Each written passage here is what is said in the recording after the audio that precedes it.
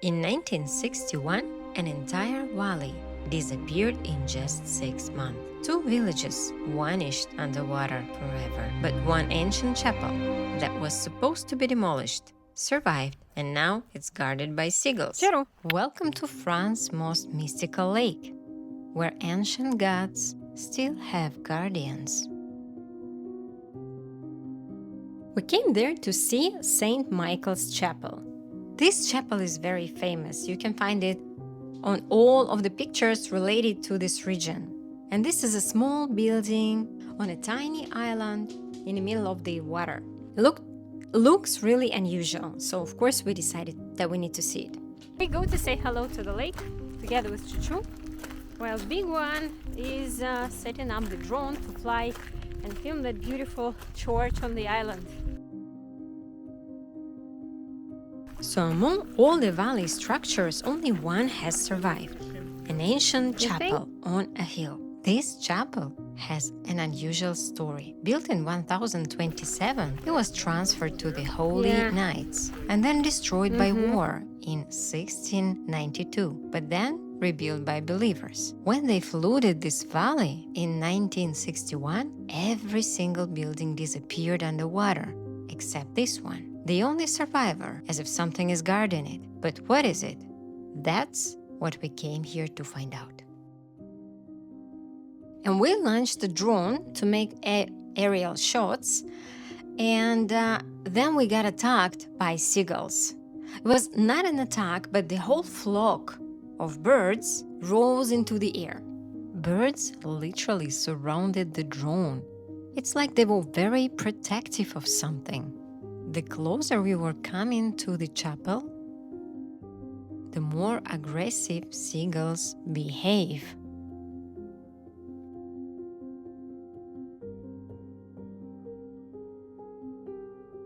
They clearly weren't going to let us to reach that chapel.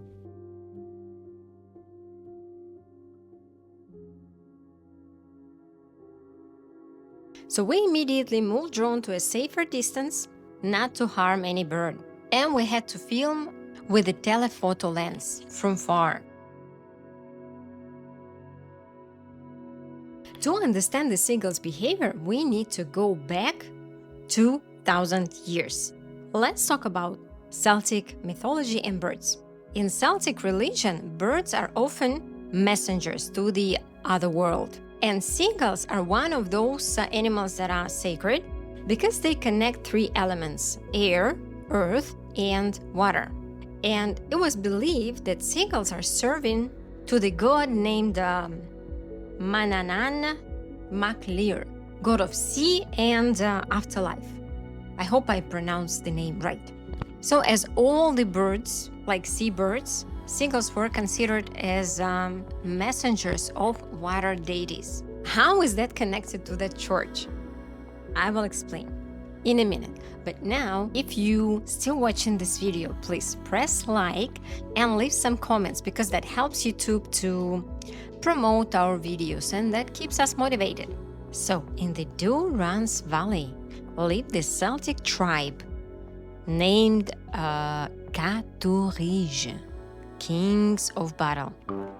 They had a capital, Eburodunum.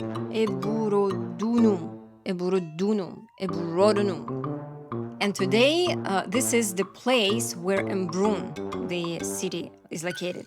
And the main city was named Hold on. That's not easy. That's not easy, guys. Caturigomagus. Today, there is George is located. And exact on that hill where today the chapel is standing, there were a sanctuary, some pagan sanctuary. And there are some theories which are telling that there was the sanctuary dedicated to, attention, Manan Maclir. Exact, that god that was Manan Maclir. God of sea and afterlife. Manan Maclir. There are not that many evidences left. However, it is possible that that place was serving as the place for prayers for the god of sea and afterlife, and seagulls were living there back then. Isn't it amazing?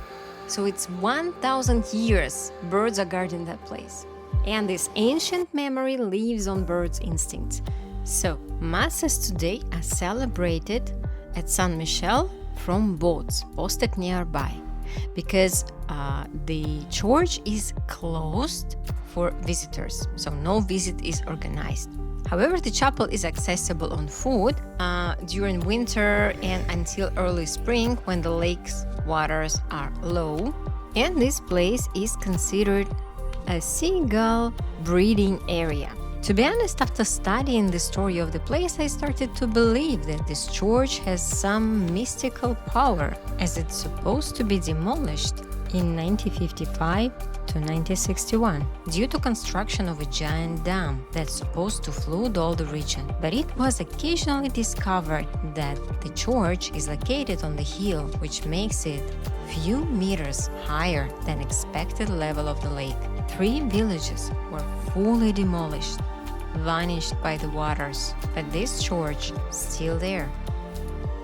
So now let's talk about the dam. In 1843 and 1856, the Durance River flooded catastrophically. Hundreds died. Since 1856, people were thinking about how to tame this river.